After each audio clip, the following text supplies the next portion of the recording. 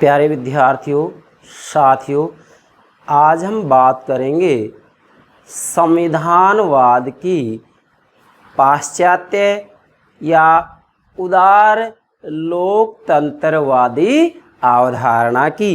अर्थात संविधानवाद के संदर्भ में 3 प्रकार की अवधारणाएं दी गई हैं। इसका भावार्थ होगा कि संपूर्ण विश्व के अंतर्गत वास्तविक रूप में जब संविधानवाद को समझा जाता है तो ऐसी स्थिति में संविधानवाद की अवधारणाओं को 3 भागों में बांट दिया जाता है।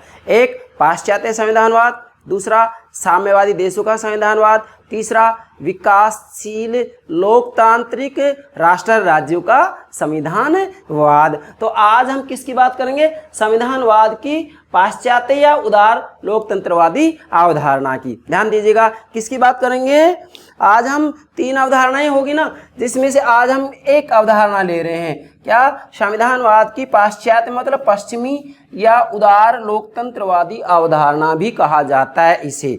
तो पुनः दोहरा रहा हूं, आज हमारा जो टॉपिक होगा क्या होगा? संविधानवाद की पश्चिमी अवधारणा।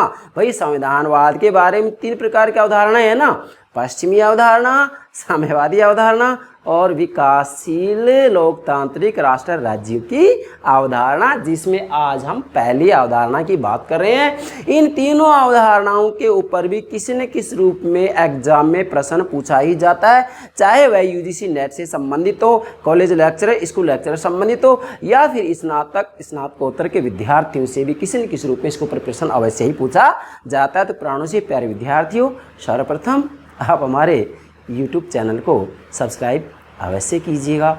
आशा करता हूँ आपने सब्सक्राइब कर दिया होगा। Thank you very much, thank you very much. चलिए अब देखिएगा, मैं आपको ये इस रूप में समझाऊंगा।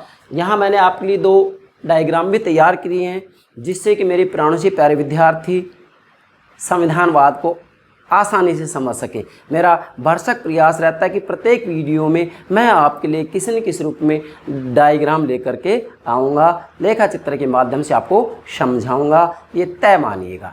ठीक है, अब देखो, वास्तविक रूप में जो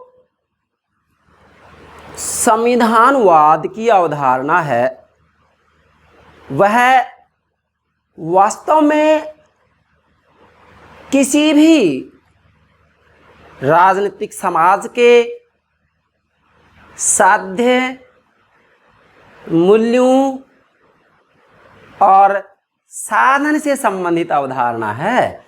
अर्थात उस राजनीतिक समाज के क्या उद्देश्य हैं और उन उद्देश्यों की प्राप्ति के लिए किन साधनों को अपना रहे हैं। इसलिए संविधानवाद की अवधारणा मुख्यतः किसी भी राजनीतिक समाज, किसी भी देश, किसी भी राजनीतिक समाज के उद्देश्यों, मूल्यों और उसके साधनों से संबंधित अवधारणा है। इसलिए वास्तविक रूप में पूरी दुनिया में कुछ राजनीतिक समाज ऐसे हैं, मतलब कुछ देश, कुछ राजनीतिक समाज ऐसे होते हैं जिनके एक जैसे उद्देश्य होते हैं, एक जैसे साधन होते हैं। उनकी वास्तविक रूप में जो संविधानवाद की अवधारणा है वो एक जैसी होगी। जैसे मैं आपको कहूँगा पाश्चात्य या उदार लोकतांत्रिक संविधानवाद, तो इसके अंतर्गत जैसे संयुक्त राज्य अमेरिका आ गया, ब्रिटेन आ गया, जापान आ गया, कितने देश आ जाते हैं। कहने का मेरा भावार्थ ये है कि कुछ देश ऐसे होते हैं, कुछ राजनीतिक समाज ऐसे होते हैं जिनके एक जैसे उद्देश्य होते हैं और एक जैसे साधन होते हैं, परंतु कुछ राजनीतिक समाज ऐसे भी होते हैं जिनके उद्देश्य, मूल्य और साधन अलग अलग होते हैं, अलग अलग होते हैं। तो इस आधार पर संविधानवाद में भी अंतर पाया जाता है। अतः इसी आधार पर संपूर्ण विश्व में 3 प्रकार की अवधारणाएं पाई जाती हैं। क्या क्या मैं आपको पहले बता भी चुका हूं, अब पुनः दोहरा रहा हूं। 3 प्रकार की अवधारणाएं पाई जाती हैं। किसके आधार पर? राजनीतिक समाज के जो उद्देश्य हैं। उद्देश्य क्या है ये भी मैं आपको समझाऊंगा, साधन क्या है ये भी समझाऊंगा, लेकिन पहले इसकी पृष्ठभूमि तैयार कर रहा हूं मैं। भाई संपूर्ण विश्व के अंतर्गत राजनीतिक समाज के जो उद्देश्य होते हैं, जो मूल्य होते हैं और जो साधन है, मतलब उन उद्देश्यों की प्राप्ति किन साधनों के माध्यम से की जाएगी, इस आधार पर संपूर्ण विश्व के अंतर्गत संविधानवाद को 3 भागों में बांट दिया गया है। पाश्चात्य संविधानवाद, साम्यवादी संविधानवाद और विकासशील राष्ट्रों का संविधानवाद। भारत किस में आता है? विकासशील राष्ट्रों के अंतर्गत आता है। अमेरिका ब्रिटेन किस में आता है? पाश्चात्य संविधानवाद में आता है। और पूर्व सोवियत संघ वर्तमान चीन किस में आता है? साम्यवादी संविधानवाद में आता है। तो वास्तव में इन तीनों के जो साध्य हैं, उद्देश्य हैं या मूल्य हैं, और उनकी प्राप्ति किन साधनों से की जाएगी, तो उद्देश्य और साधनों में अंतर है। इस अंतर के आधार पर ही संविधानवाद को 3 प्रकार का बतलाया गया है। आशा करता हूँ यहाँ तक आप समझ गए होंगे मेरे प्राणों से प्यारे विद्यार्थियों। मैं बार बार कह रहा हूँ, हमारे द्वारा कोई भी अवधारणा समझाई जा रही हो, मैं भरसक प्रयास करूँगा कि मैं गंभीरता से, गहराई से उसके अंतः स्थल में पहुंचकर उसको हम समझाने का प्रयास करूंगा। फिर एग्जाम में चाहे किसी भी रूप में प्रश्न पूछा जाए, मेरे प्राण से प्यारे विद्यार्थी, आपका आंसर गलत नहीं होगा, बशर्ते कि जैसे मैं समझा रहा हूं वैसे आप समझते चलें। ठीक है, ये तो हमने पृष्ठभूमि तैयार कर दी। आप ध्यान दें, आज हम संविधानवाद की केवल एक अवधारणा की बात करें। 3 अवधारणाएं हैं ना भाई, जिसमें से एक ले रहे हैं आज हम, पाश्चात्य या उदार लोकतंत्रवादी अवधारणा। अब ध्यान दें, इसको शुरू करें उससे पहले मैं आपको बहुत महत्वपूर्ण बात बता रहा हूँ यहाँ। हालांकि संविधानवाद का अर्थ, परिभाषा, इन सभी के बारे में आधार या तत्व, जो जितनी भी बातें, इनके लिए मैंने अलग से वीडियो अपलोड कर दी है, आप हमारी प्लेलिस्ट के अंतर्गत देख सकते हैं। लेकिन चूंकि मैंने आज आपके लिए 2 अलग से डायग्राम बनाए, इसलिए कि मेरे प्राण से प्यारे विद्यार्थी संविधानवाद की अवधारणा के बारे में कोई बात ऐसी बचे नहीं जिसको ना समझे। अब इसमें हमने 2 चित्र आपके लिए बनाए, तो पहला चित्र देखिएगा आप। ठीक है, इसमें हमने 3 शब्दावली लिए आपके लिए, संविधान, संवैधानिक सरकार, संविधानवाद। मैं फिर कह रहा हूँ, अभी हम पाश्चात्य अवधारणा को नहीं ले रहे हैं, मैं तो सबसे पहले आपको इस रूप में तैयार कर रहा हूँ कि आप इस अवधारणा को समझ जाएं। संविधान, संवैधानिक सरकार, संविधानवाद। ठीक है, हमें तो संविधानवाद की जो पश्चिमी अवधारणा उसको समझना है, लेकिन संविधानवाद को कैसे समझेंगे? सबसे पहले ये देखिएगा कि सभी देशों का अपना संविधान होता है, लिखित है या अलिखित है। ठीक है, भारत का लिखित है, ब्रिटेन का है लिखित है, अमेरिका का लिखित है। अमेरिका का संविधान दुनिया का पहला लिखित संविधान है। ठीक है, और पूरी दुनिया में सबसे पुराना जो संविधान है वो कौन है? ब्रिटेन का है लिखित। ये तो संविधान होगा सबसे पहले वहाँ। संविधान किसको कहते हैं? शासन व्यवस्था के स्वरूप से संबंधित जो तथ्यात्मक संगठन होता है। क्या बोल रहा हूं मैं? जो तथ्यात्मक संगठन होता है वो संविधान कहलाता है। अब देखो, सब देशों के अपने संविधान होते हैं, लेकिन ये कोई ज़रूरी नहीं है कि वहाँ पर जो सरकार है वह सरकार संवैधानिक ही हो। क्यों? क्योंकि अगर सरकार के ऊपर वास्तविक रूप में संविधान का नियंत्रण है तो वह संवैधानिक सरकार होगी। जैसे भारत की बात करें, भारत में संवैधानिक सरकार है। क्यों? क्योंकि सरकार संविधान के द्वारा नियंत्रित है, सच में नियंत्रित है। अमेरिका की बात करते हैं, सरकार संविधान से नियंत्रित है। लेकिन क्या हिटलर और मुसोलिनी के समय में है, हिटलर और मुसोलिनी के द्वारा इटली और जर्मनी में जो संविधान तैयार किया गया था, तो क्या वो सरकार वास्तव में संविधान से सीमित हो रही थी? क्या संविधान से नियंत्रित थी? नहीं। हिटलर और मुसोलिनी जैसा आदेश देते उसके हिसाब से भी वास्तविक रूप में प्रशासनिक कार्य किए जाते थे।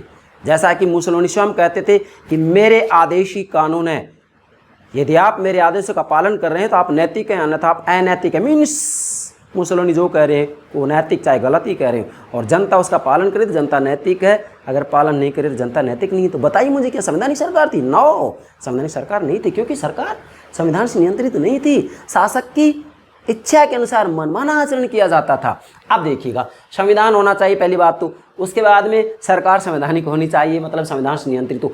अब जो ये सरकार है संविधान के द्वारा नियंत्रित हो, और इसी के साथ में उस समाज या राजनीतिक समाज के अंतर्गत जो समाज के आदर्श मूल्य हैं, उन मूल्यों को स्वीकार करते हुए वास्तविक रूप में राज्य व्यवस्था का संचालन किया जाता है। क्या कह रहा हूं? राज्य व्यवस्था का संचालन किया जाता है, तो वही संविधानवाद कहलाता है। समझ गए? स्थापित संविधान के अनुसार और उस समाज के जो मूल्य हैं, जो आदर्श हैं, जो लक्ष्य हैं, जो उद्देश्य हैं, उनको संविधान में स्थान दिया गया हो, और फिर उनके अनुरूप यदि राज्य व्यवस्था का संचालन किया जाता है तो वही संविधानवाद है। अर्थात वास्तविक रूप में शासक पक्ष, शासित पक्ष संविधान के द्वारा नियंत्रित हो और कानून का शासन हो। क्या बोल रहा हूँ मैं? कानून का शासन हो। यदि ये शर्तें पूरी हो रही हैं तो आप किसी भी देश में देखिएगा, अगर ये शर्तें पूरी हैं तो आप कह सकते हैं बेझिझक कि वहाँ संविधानवाद मौजूद है। क्या भारत में संविधानवाद नहीं है? यस, हमारे भारत में संविधानवाद है। पाया जाता है। तो ये मैंने सामान्य पृष्ठभूमि तैयार की है। अब इधर देखिएगा, मैंने यहाँ ये संकेत किया संविधानवाद से डायरेक्ट पहुँचते हैं हम संविधान। इसका मतलब क्या है कि संविधानवाद में जिन आदर्श और मूल्यों को स्वीकार किया गया है, जिन लक्ष्यों को स्वीकार किया गया है, जिन साध्यों को स्वीकार किया गया है, ये साध्य क्या है ये इधर मैंने आपके लिए नोट कर रखे हैं, ये भी बताऊंगा। संविधानवाद के द्वारा जिन आदर्श, मूल्य, साध्य, लक्ष्य, गंतव्यों को तय किया गया है, उनकी अभिव्यक्ति वास्तविक रूप में किस में होती है? संविधान में होती है। इसलिए कहा जाता है कि वास्तविक रूप में संविधानवाद की जो अभिव्यक्ति होती है, क्या कह रहा हूँ, संविधानवाद की जो अभिव्यक्ति होती है वो संविधान में होती है। अर्थात वास्तविक रूप में जो संविधान है वह संविधानवाद के अनुरूप होता है। क्या कह रहा हूँ, जो संविधान है संविधानवाद के अनुरूप होता है और संविधान के अनुरूप शासन व्यवस्था का संचालन किया जा रहा है। वास्तविक रूप में शासक और शासित पक्ष के ऊपर संविधान का नियंत्रण है, वास्तविक रूप में विधि का शासन है, तो वो संविधानवाद है। ठीक है, तो ये तीनों अवधारणाएं मेरे प्राणों से प्यारे विद्यार्थी आप समझ गएंगे। अब इधर आइए, अब हमें समझना है पाश्चात्य उदार लोकतंत्रवादी अवधारणा को। पहली एक अवधारणा ले रहे हैं आज हम। इधर आइए, ये चित्र नंबर 2 के अंतर्गत हम इसकी बात करेंगे। 1 नंबर में यहाँ हमने ये बात कर दी है। ठीक है भाई, अब देखो ये तो मैंने कह दिया कि प्रत्येक राजनीतिक समाज के अपने उद्देश्य होते हैं, मूल्य होते हैं और साधन होते हैं। इधर आइए, अब आप यहाँ मैंने एक त्रिभुज के माध्यम से ये जो पाश्चात्य लोकतंत्रवादी अवधारणा है, क्या कह रहा हूँ, पाश्चात्य लोकतंत्रवादी अवधारणा या पश्चिमी देशों की जो संविधानवाद की अवधारणा है, जिसमें ब्रिटेन, अमेरिका, जापान को आप ले सकते हैं। इधर आइए, इसको कैसे समझाएंगे आप देखिएगा, आप त्रिभुज के माध्यम से समझिए इसको। संविधानवाद की पाश्चात्य अवधारणा, क्या, संविधानवाद की पश्चिमी अवधारणा, जिसमें आप एग्जाम्पल के रूप में मैं फिर कह रहा हूँ अमेरिका, ब्रिटेन, जापान का संदर्भ या हवाला दे सकते हैं। ठीक है भाई, अब देखो इसके लिए हमने 3 बिंदु बनाए। नंबर 1, पाश्चात्य संविधानवाद का आधार क्या है, मतलब जो ये संविधानवाद की पश्चिमी अवधारणा है इसका आधार, पहले बिंदु में हमने लिया है इसका आधार। तो आधार में क्या लेंगे, इसका आधार है उदारवादी राजनीतिक दर्शन। ध्यान दीजिएगा, संविधानवाद की जो पश्चिमी या उदार लोकतंत्रवादी अवधारणा है, उदार का मतलब वास्तविक रूप में उदारवाद का केंद्र बिंदु व्यक्ति की स्वतंत्रता, ये तो क्लियर हो ही गया है। मैंने आपको पहले जब उदारवाद समझा तो उस समय बताया भी था, उदार लोकतंत्रवादी अवधारणा। अब इसका जो वास्तविक आधार है वो है उदारवादी राजनीतिक दर्शन, उदारवादी राजनीतिक दर्शन। तो इससे ये तो स्पष्ट हो गया कि उदारवादी राजनीतिक दर्शन किसके ऊपर बल देता है, व्यक्ति की स्वतंत्रता पर बल देता है। मेरे प्यारे विद्यार्थी ध्यान देंगे, किस पर देता है, स्वतंत्रता पर। लेकिन यहाँ आपको इतना ही ध्यान रखना है, बाकी सारी डिटेल्स में समझाऊंगा आपको। ठीक है, त्रिभुज के माध्यम से यहाँ पहले बिंदु में आधार ले रहे हैं। आधार क्या है इसका, उदारवादी राजनीतिक दर्शन, मतलब व्यक्ति की स्वतंत्रता। ठीक है भाई, अब व्यक्ति स्वतंत्र रहे इस रूप में संविधान के अंतर्गत व्यवस्थाएं की जाती हैं। ठीक है, कैसे की जाएंगी, इन बिंदुओं के माध्यम से मैं आपको समझाऊंगा। तो पहला आधार ले लिया, ये हो गया उदारवादी राजनीतिक दर्शन। अब इधर चलिए, अब इसके अंतर्गत हमने दूसरा जो इसका बिंदु लिया है, ये तो आधार त्रिभुज का देखिएगा आप, इधर आधार हो गया और यहाँ ये आधार स्तंभ हो गए। देखो वास्तविक रूप में इस अवधारणा को समझेंगे तो हम त्रिभुज के माध्यम से कह सकते हैं कि इसका एक आधार हो गया और 2 आधार स्तंभ हो गए। 2 आधार स्तंभ क्या होंगे, पाश्चात्य या उदार लोकतंत्रवादी अवधारणा के आधार स्तंभ क्या होंगे, एक में लिया है हमने साध्य और मूल्य, ध्यान दीजिएगा, साध्य और मूल्य, और दूसरे में लिया है इसके साधन।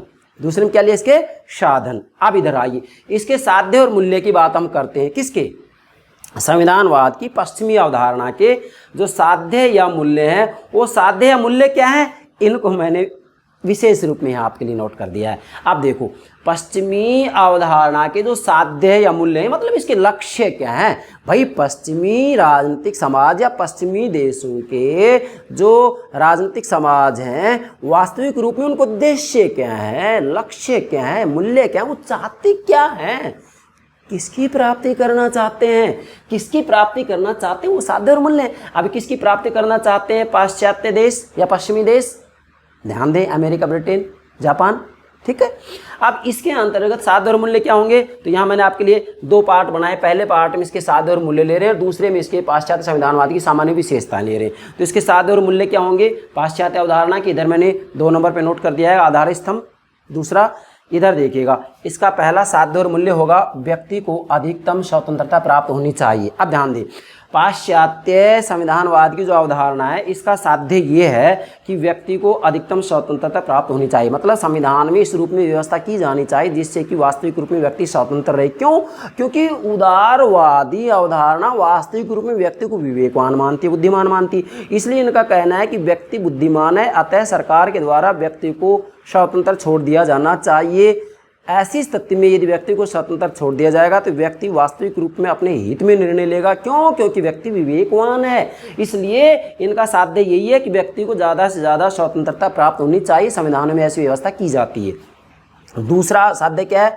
व्यक्तियों के बीच राजनीतिक समानता स्थापित होनी चाहिए। आप ध्यान दीजिएगा, दूसरा जो इस अवधारणा का साध्य है, मतलब इनका लक्ष्य है पाश्चात्य अवधारणा का, दूसरा लक्ष्य क्या है कि व्यक्तियों के बीच राजनीतिक समानता स्थापित होनी चाहिए। इसका भावार्थ ये है कि वास्तविक रूप में व्यक्तियों के अंतर्गत राजनीतिक दृष्टि से किसी भी रूप में कोई असमानता नहीं होनी चाहिए, बल्कि राजनीतिक समानता होनी चाहिए। जैसे मताधिकार का जो अधिकार दिया जाता है, वास्तविक रूप इसमें कोई भेदभाव किया जाता है कि एक स्नातक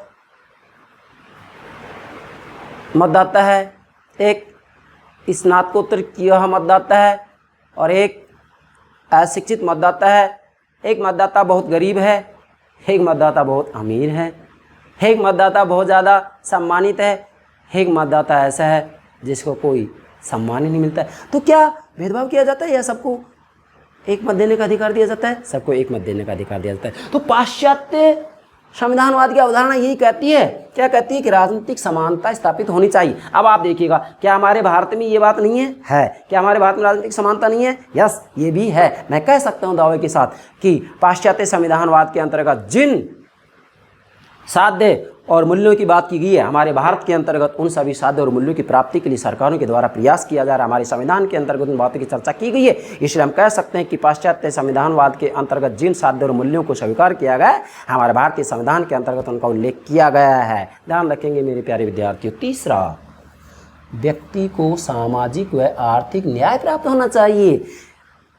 पाश्चात्य अवधारणा का तीसरा जो साध्य या मूल्य है, मतलब लक्ष्य है, ये चाहते क्या है ये राजनीतिक समाज, ये देश क्या चाहते हैं, ये राष्ट्र राज्य क्या चाहते हैं, इन राष्ट्र राज्यों का लक्ष्य क्या है? तो तीसरा लक्ष्य व्यक्ति के सामाजिक व आर्थिक न्याय प्राप्त होना चाहिए। ध्यान दीजिए, व्यक्ति को सामाजिक और आर्थिक न्याय प्राप्त होना चाहिए। नोट कीजिएगा, व्यक्ति को सामाजिक और आर्थिक न्याय प्राप्त होना चाहिए। वास्तविक रूप में राजनीतिक समाजों के अंतर्गत संविधान के अंतर्गत ही किसी न किसी रूप में व्यवस्था कर दी जाती है। क्या कर दी जाती है कि व्यक्तियों को सामाजिक दृष्टि से न्याय प्राप्त हो, आर्थिक दृष्टि से न्याय प्राप्त हो। सामाजिक दृष्टि से इस रूप में न्याय प्राप्त होना चाहिए कि वहाँ वास्तविक रूप में जाति के आधार पर, भाषा के आधार पर, धर्म के आधार पर या अन्य किसी और के आधार पर किसी भी रूप में कोई भेदभाव नहीं होना चाहिए। आर्थिक न्याय इस रूप में प्राप्त होना चाहिए कि वास्तविक रूप में जो गरीब व्यक्ति हैं या जो श्रमिक और मजदूर हैं, उनके लिए सरकार इस रूप में नीतियाँ बनाए जिससे कि वास्तविक रूप में उनकी आर्थिक स्थिति मजबूत हो।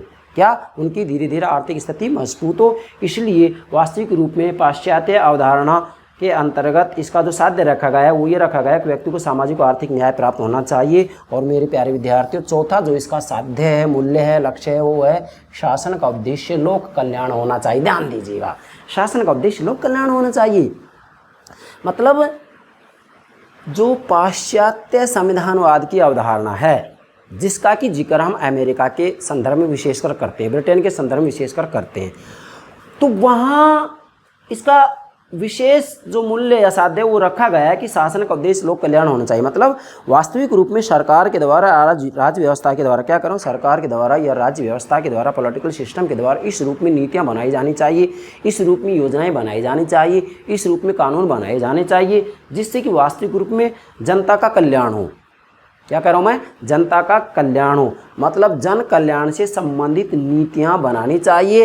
अर्थात वास्तविक रूप में शासन का उद्देश्य जनता का कल्याण होना चाहिए। इसी बात को ध्यान में रखते मैं कह सकता हूँ भारतीय संविधान के अंतर्गत जो नीति निर्देशक तत्वों का उल्लेख किया गया है वो यही तो साध्य है भाई, यही साध्य है। वो नीति निर्देशक तत्व क्या कह रहे हैं? वो यही तो कह रहे हैं कि सरकार को इन बातों को ध्यान में रखते हुए अपने कानून, अपनी नीतियां, अपनी योजनाएं बनानी चाहिए। एक प्रकार से नीति निर्देशक तत्व राज्य के, सरकार के कर्तव्य हैं। जब हमारे कर्तव्य हैं तो क्या सरकार के कर्तव्य नहीं होने चाहिए?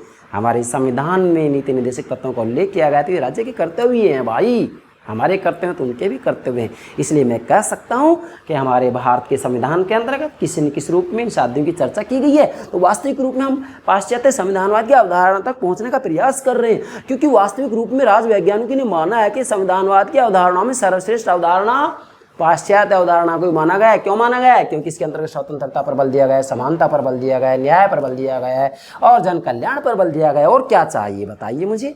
क्या भारतीय संविधान के प्रस्तावना में स्वतंत्रता का उल्लेख नहीं है? क्या भारतीय संविधान के प्रस्तावना में समानता शब्द का प्रयोग नहीं किया गया? क्या भारतीय संविधान के प्रस्तावना में न्याय का उल्लेख नहीं किया गया? क्या भारतीय संविधान के प्रस्तावना के अंतर्गत जन कल्याण से संबंधित बातों को उल्लेख नहीं है? समाजवाद क्या है ये? यही तो बात है, यही तो बात है। तो इसका मतलब हम कह सकते हैं हमारे संविधान में इन बातों को जगह दी गई है। इसलिए हम पाश्चात्य संविधानवाद की अवधारणा तक पहुंचने का प्रयास कर रहे हैं, विशेष करते संयुक्त राज्य अमेरिका के संदर्भ में आप समझेंगे। मतलब मूलतः मैंने जो यहाँ समझा है इसका मूल भावार्थ ये होगा कि वास्तविक रूप में सभी राजनीतिक समाजों के अपने क्या होते हैं? साध्य और मूल्य होते हैं। साध्य और मूल्य मैंने समझा दिए। अब इधर आइए, तीसरा बिंदु ले रहे हैं हम इसमें त्रिभुज में। ये क्या होगा? इसका आधार स्तंभ साधन, अर्थात सभी राजनीतिक समाजों के अपने साध्य होते हैं ना भाई। साध्य तो तय कर लिए भाई, ये लक्ष्य हो गए ना कि भी क्या चाहती हैं सरकारें, शासन क्या चाहता है, शासन का रास्ता क्या है, उसका गंतव्य क्या है, लक्ष्य क्या है, उद्देश्य क्या है, मूल्य क्या है। तो तय हो गया साध्य मूल्य पश्चिमी देशों का तय हो गया कि भी इनके मूल्य ये हैं इनके लक्ष्य, ये हैं इनके साध्य। अब तय होगा तो भाई मुझे बताइए, साध्य तय हो गया, साध्य तय हो गया, लक्ष्य तय हो गया, तो उसकी प्राप्ति कैसे की जाएगी? प्राप्ति जिससे की जाती है वो साधन कहलाता है। और साधन क्या होता है? संविधान होता है। तो आइए इधर दूसरा साधन। साधन में क्या होगा? वास्तविक रूप में इसका जो साधन है वो राजनीतिक सत्ता है। क्या है? इसका जो साधन है वो क्या है? राजनीतिक सत्ता है। मतलब इन साध्यों की प्राप्ति का साधन राजनीतिक सत्ता है, पॉलिटिकल अथॉरिटी है, राजनीतिक सत्ता है। और इसका उल्लेख किस में होता है? संविधान में होता है। ध्यान देंगे तो साधन क्या होगा? राजनीतिक सत्ता। अब जो ये साधन है राजनीतिक सत्ता, वास्तविक रूप में राजनीतिक सत्ता सीमित और उत्तरदायी होगी। मेरे प्यारे विद्यार्थी, बहुत महत्वपूर्ण प्रश्न बनता है, एग्जाम पूछा जाता है। यहाँ जो राजनीतिक सत्ता होगी क्या असीमित होगी? नो। पाश्चात्य संविधानवाद की अवधारणा के अंतर्गत जो साधन होता है वो राजनीतिक सत्ता होती है। और राजनीतिक सत्ता सीमित नहीं होती है बल्कि सीमित एवं उत्तरदायी होती है। सीमित और उत्तरदायी होती है राजनीतिक सत्ता। इसका मतलब यहाँ संवैधानिक सरकार होती है और संवैधानिक सरकार है, संविधान है। ऐसी स्थिति में वहाँ संविधानवाद पाया जाएगा।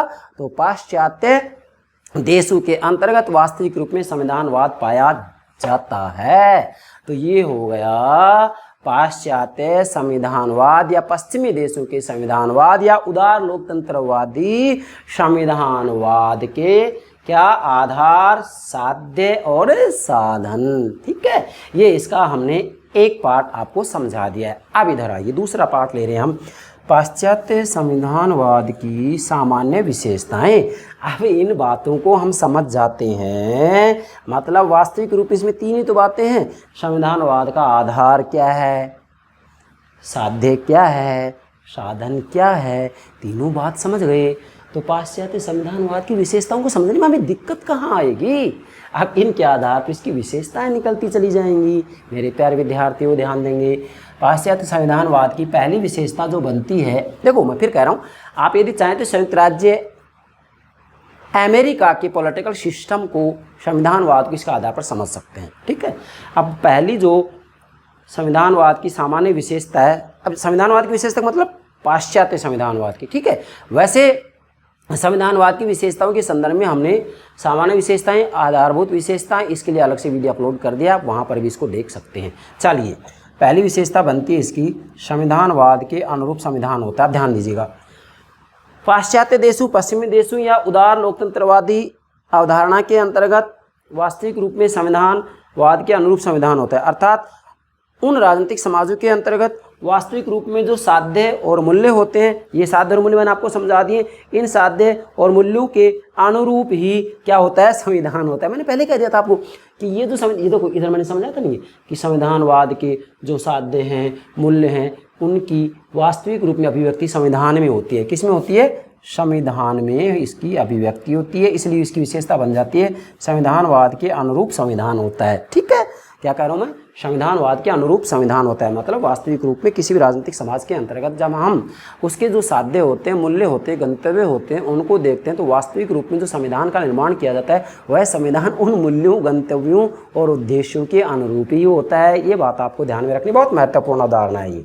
अच्छा, दूसरी विशेषता क्या है, विधि के अनुसार शासन की व्यवस्था होती है। आप ध्यान देंगे भाई, पाश्चात्य या उदार लोकतंत्रवादी अवधारणा के अंतर्गत दूसरी विशेषता बनती है विधि के अनुसार शासन की व्यवस्था होती है। अर्थात वास्तविक रूप में संविधानवाद की पश्चिमी अवधारणा के अंतर्गत, जैसे संयुक्त राज्य अमेरिका, ब्रिटेन, वास्तव में वहाँ जो शासन होता है विधि के अनुसार होता है। क्या कह रहा हूँ मैं, विधि के अनुसार शासन की व्यवस्था होती है। ऐसा क्यों?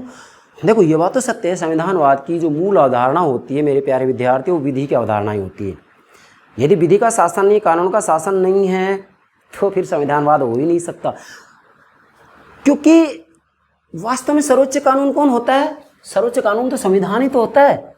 और फिर जो व्यवस्थापिकाएं सामान्य कानून बनाती हैं, साधारण कानून बनाती है, किसके अनुसार बनाती है? संविधान के अनुसार बनाती हैं। तो सर्वोच्च कानून कौन हो गया? संविधान हो गया। इसलिए वास्तविक रूप में संविधानवाद तभी पाया जाएगा जबकि वास्तव में वहाँ कानून का शासन हो या विधि के शासन की व्यवस्था की हुई। विधि का शासन क्या होता है, मैं समझा रहा हूँ। विधि के शासन का मतलब होता है शासक और शासित पक्ष कानून के अधीन होंगे, कानून सर्वोच्च होगा। मतलब प्रधानमंत्री से लेकर एक सिपाही तक, जन सामान्य तक सभी विधि के अधीन होंगे, सभी विधि की दृष्टि में समान होंगे, सभी को विधि का समान संरक्षण मिलेगा। इसी के साथ में इसका मूल भावार्थ ये है कि वास्तविक रूप में सरकार का निर्माण कानून के अनुसार हो। एक बात, सरकार का निर्माण कानून के अनुसार हो। नंबर 2, सरकार की शक्तियां कानून के द्वारा तय की जाएं। नंबर 3, सरकार के द्वारा शक्ति का प्रयोग कानून के अनुसार किया जाए। ये तीनों बातें जब होती हैं तब कहा जाता है कि उस देश में कानून का शासन या विधि का शासन है। तो संविधानवाद की जो पश्चिमी अवधारणा है उसका दूसरा विशेषता बनेगा विधि के अनुसार शासन की व्यवस्था होती है। तीसरा है कानूनी प्रभु को राजनीतिक प्रभु के अधीन होना चाहिए। बहुत महत्वपूर्ण बात है। आज से 2 वर्ष पूर्व यूजीसी एग्जाम में ये प्रश्न पूछा गया था, आईएएस एग्जाम में प्रश्न पूछा गया था, लेकिन विद्यार्थी समझ नहीं पाते हैं। पहली बात ये कानूनी प्रभु क्या है, राजनीतिक प्रभु क्या है। अब इसका जो संविधानवाद की पश्चिमी अवधारणा है, तीसरी विशेषता हम बना रहे हैं आपके लिए, कानूनी प्रभु को राजनीतिक प्रभु के अधीन होना चाहिए। क्या मतलब, समझे। देखो भाई, कानूनी प्रभु का मतलब होता है शासन, शासक पक्ष, समझ गए, शासक पक्ष सरकार। और राजनीतिक प्रभु का मतलब होता है जन सामान्य, जनसाधारण, जनता, शासित पक्ष। ठीक है, तो 2 पक्ष हो गए, शासक, शासित, सरकार, जनता, सरकार, जनता। अब बिंदु क्या बनाया हमने, कानूनी प्रभु राजनीतिक प्रभु के अधीन होना चाहिए। इसका मतलब ये हो गया कि सरकार को जनसाधारण के, जनता के अधीन होना चाहिए। इसका मतलब ये हो गया कि सरकार को जनता के प्रति उत्तरदायी होना चाहिए। तो पाश्चात्य देशों के अंतर्गत हम जब उनका अध्ययन करते हैं उन राज्य व्यवस्थाओं का, तो वास्तव में आप बताइए मुझे, क्या वहाँ सरकार जनता के प्रति उत्तरदायी नहीं होती है? हाँ, होती है। कैसे होती है? यहाँ 2 मॉडल हैं। संस्थात्मक शासन प्रणाली में कार्यपालिका व्यवस्थापिका के प्रति उत्तरदायी होती है। क्या कह रहा हूँ, कार्यपालिका मतलब मंत्रिमंडल, कार्यपालिका सरकार के प्रति उत्तरदायी होती है, कार्यपालिका व्यवस्थापिका के प्रति उत्तरदायी होती है। क्या कह रहा हूँ, कार्यपालिका व्यवस्थापिका के प्रति उत्तरदायी होती है। मतलब मंत्रिमंडल वास्तविक रूप में जो संसद होती है उसके प्रति उत्तरदायी होता है। अब संसद में कौन होते हैं? संसद में जनता के प्रतिनिधि होते हैं। तो जनता के प्रतिनिधि किसके प्रति उत्तरदायी होते हैं? जनता के प्रति उत्तरदायी होते हैं। बताइए मुझे, होता है या नहीं होता है? अध्यक्षात्मक शासन प्रणाली की बात करते हैं, ठीक है, कार्यपालिका व्यवस्थापिका के प्रति उत्तरदायी नहीं होता है, सत्य ये बात। लेकिन मुझे बताइए, जो व्यवस्थापिका है, जैसे संयुक्त राज्य अमेरिका की बात करते हैं, वहाँ पर जो कांग्रेस है, तो कांग्रेस के अंतर्गत 2 सदन है, प्रतिनिधि सदन और सीनेट। तो क्या ये जनता के प्रति उत्तरदायी नहीं है? यस, जनता के प्रति उत्तरदायी हैं। इसलिए पाश्चात्य संविधानवाद की अवधारणा का जो तीसरी विशेषता बनती है वो यही है, कानूनी प्रभु को राजनीतिक प्रभु के अधीन होना चाहिए। क्या, कानूनी प्रभु को राजनीतिक प्रभु के अधीन होना चाहिए, मतलब सरकार को जनसाधारण के अधीन होना चाहिए, सरकार को जनता के प्रति उत्तरदायी होना चाहिए। चौथा, शक्तियों का पृथक्करण एवं विकेंद्रीकरण आवश्यक है। अब ध्यान दीजिएगा, पाश्चात्य संविधानवाद के अंतर्गत इसका चौथा लक्षण ये बनता है कि शक्तियों का पृथक्करण हो। शक्तियों का पृथक्करण का मतलब वास्तविक रूप में सरकार के जो 3 अंग हैं, जैसे व्यवस्थापिका, कार्यपालिका, न्यायपालिका, तो इनका पृथक्करण होना चाहिए। जैसे व्यवस्थापिका कानून बनाए, कार्यपालिका कानूनी क्रियान्वित करे, न्यायपालिका न्यायिक निर्णय ले। अब आप संयुक्त राज्य अमेरिका का हम उदाहरण दें तो संयुक्त राज्य अमेरिका के संविधान में कुल 7 अनुच्छेद हैं। उन 7 अनुच्छेदों में से अनुच्छेद 1, 2 और 3 क्रमशः इनमें वास्तविक रूप में व्यवस्थापिका, कार्यपालिका और न्यायपालिका का ही उल्लेख किया गया। तो हम कह सकते हैं संयुक्त राज्य अमेरिका में शक्ति पृथक्करण को अपनाया गया है। तो इसलिए पाश्चात्य संविधानवाद के अंतर्गत जब हम इसकी विशेषताओं का अध्ययन करते हैं तो शक्तियों का पृथक्करण की बात की जाती है, तो वहाँ शक्तियों के पृथक्करण की बातें की गई है। दूसरा, शक्तियों का पृथक्करण तो हो ही हो, इसके साथ में वास्तविक रूप में व्यवस्थापिका, कार्यपालिका और न्यायपालिका, वहाँ ऐसी व्यवस्था की जानी चाहिए कि वास्तविक रूप में वहाँ शक्ति का केंद्रीकरण नहीं हो पाए, बल्कि शक्तियों का विकेंद्रीकरण होना चाहिए। शक्तियों का क्या होना चाहिए? विकेंद्रीकरण होना चाहिए। शक्तियाँ बटी होनी चाहिए, एक जगह नहीं होनी चाहिए। सरकार का कोई भी एक अंग वास्तविक रूप में शक्ति का दुरुपयोग ना करे, ऐसी व्यवस्था की जानी चाहिए। इसलिए वास्तविक रूप में संयुक्त राज्य अमेरिका के संविधान का जब हम अध्ययन करते हैं तो वहाँ शक्ति पृथक्करण की व्यवस्था तो ही है, इसी के साथ में वहाँ नियंत्रण और संतुलन के सिद्धांत की भी व्यवस्था की गई है। ठीक है, अब ये नियंत्रण और संतुलन सिद्धांत क्या है, इसकी हम अलग से वीडियो अपलोड करेंगे। 5वां है मूल अधिकारों की स्थापना एवं रक्षा आवश्यक है। अब ध्यान दें, 5वां इसका जो लक्षण बनता है वो है मूल अधिकारों की स्थापना एवं रक्षा आवश्यक है। अब ध्यान दें, पाश्चात्य संविधानवाद की अवधारणा का जो 5वां बिंदु या विशेषता बन रही है वो है मूल अधिकारों की स्थापना एवं रक्षा। अर्थात वास्तविक रूप में इन राजनीतिक समाजों या इन राष्ट्र राज्यों के संविधानों में किसी न किसी रूप में मूल अधिकारों की व्यवस्था की जाती है। संविधान में मूल अधिकारों का उल्लेख किया ही जाता है।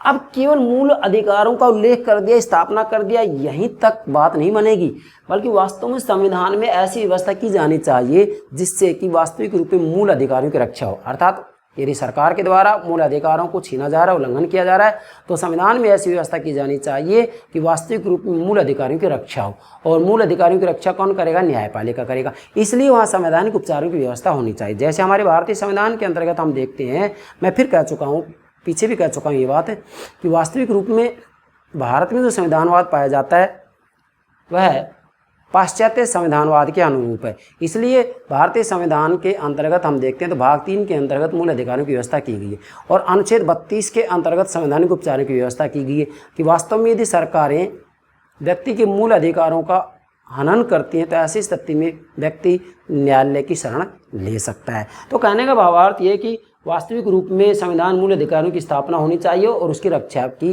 व्यवस्था भी होनी चाहिए। तो ये बातें वहाँ पर अपनाई गई हैं। छठा है न्यायपालिका को संविधानवाद की रक्षा में समर्थ होना चाहिए। आप ध्यान दें, छठा लक्षण ये बनता है कि वास्तविक रूप में जो पाश्चात्य संविधानवाद की अवधारणा है, अब चाहे हम अमेरिका की बात करें, जापान की बात करें, वास्तविक रूप में वहाँ संविधानवाद की रक्षा हो।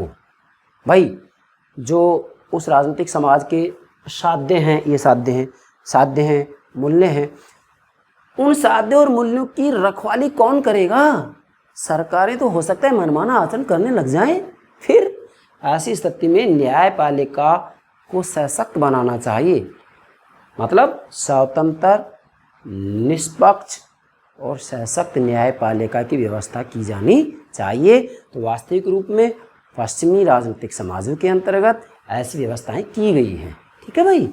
7वां है शासन एवं व्यवस्था में शांतिपूर्ण परिवर्तन की व्यवस्था होनी चाहिए। अब ध्यान दें, मुझे बताइए क्या जो ये साध्य और मूल्य हैं किसी भी राष्ट्र, राज्य या राजनीतिक समाज में, क्या भाई ये हमेशा एक जैसे रहेंगे?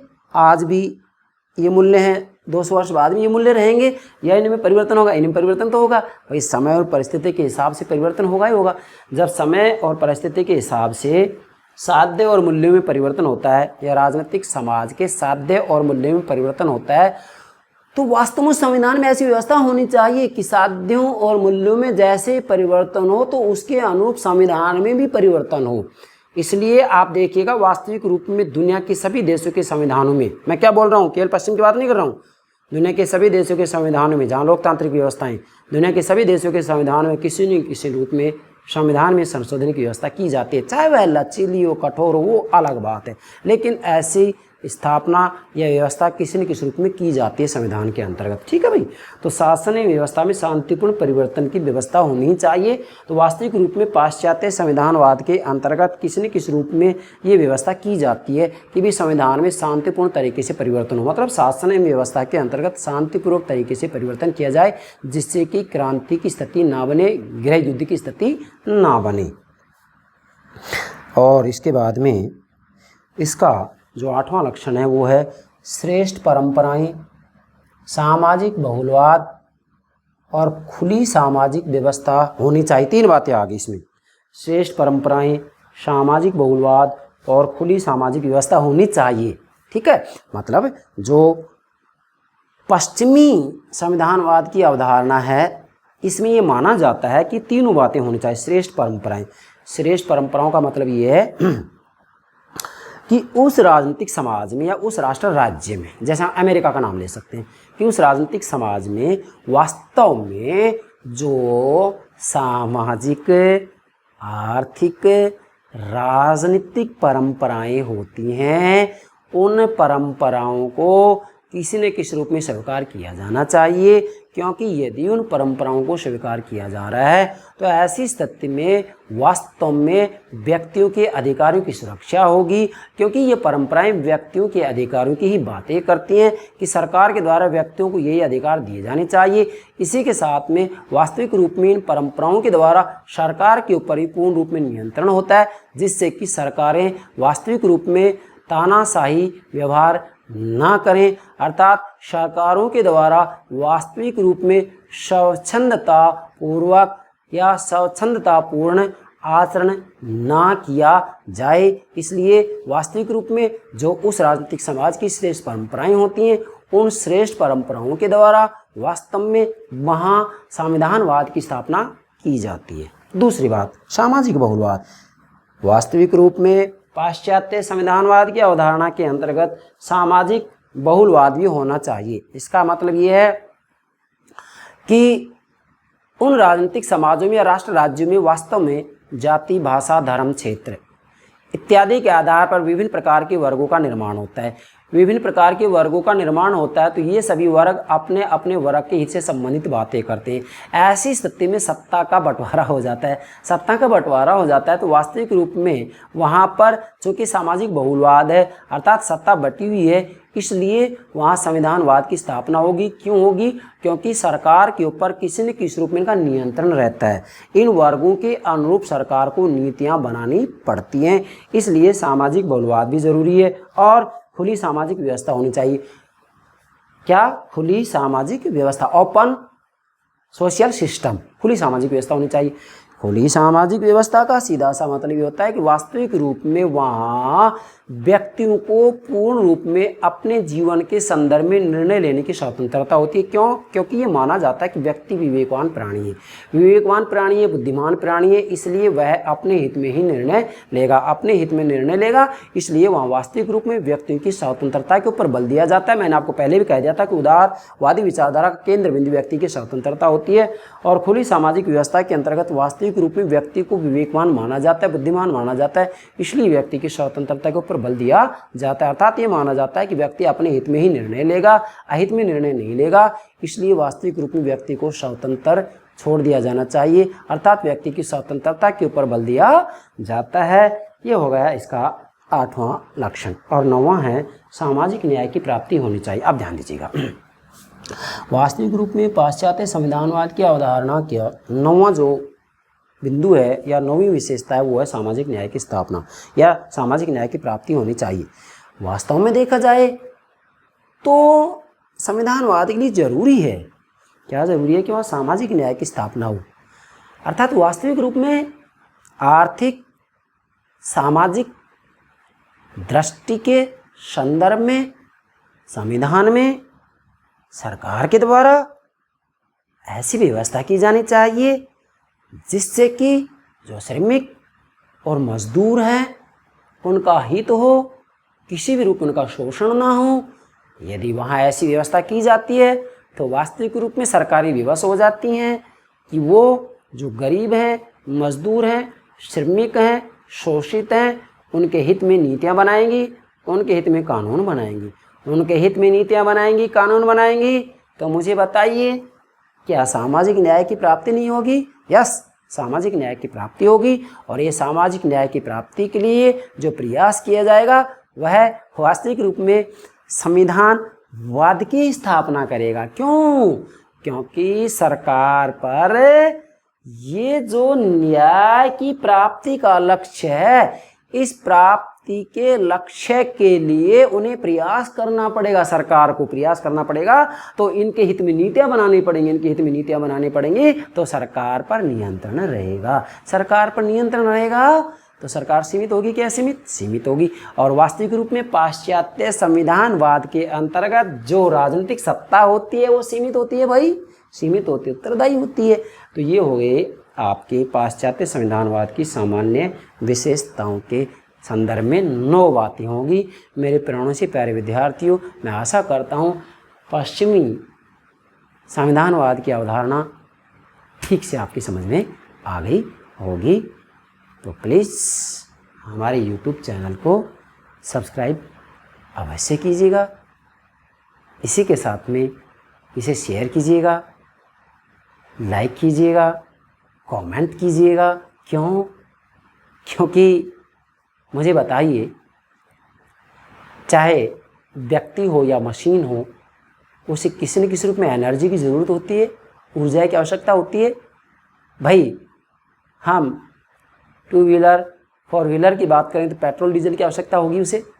पेट्रोल डीजल नहीं होगा तो क्या वास्तविक रूप में हम हमारे गंतव्य स्थल तक पहुंच सकेंगे? नहीं। इसलिए हम भी एक मशीन के रूप में ही मानिएगा, तो हमें भी एनर्जी की आवश्यकता होती है। और वो एनर्जी हमारे स्टूडेंट्स हमारी वीडियो को शेयर करेंगे, लाइक करेंगे, कमेंट करेंगे, यूट्यूब चैनल को सब्सक्राइब करेंगे, तो ये हमारी एनर्जी है। हमें मालूम होगा कि हमारे विद्यार्थी कितना समझ रहे हैं, कितना नहीं समझ रहे हैं। अन्यथा मुझे क्या मालूम होगा कि मेरे प्राणों से प्यारे विद्यार्थी हमारी बतलाई बातों को समझ रहे हैं या नहीं समझ रहे हैं। इसलिए मेरे प्राणों से प्यारे विद्यार्थियों, हमें ऊर्जावान बनाने के लिए आप हमारी इन बातों को अवश्य ध्यान रखेंगे। अर्थात हमारे YouTube चैनल को सब्सक्राइब अवश्य कीजिएगा, इसे लाइक ज़रूर कीजिएगा, शेयर भी ज़रूर कीजिएगा और इसी के साथ में कमेंट करना ना भूलें। Thank you very much.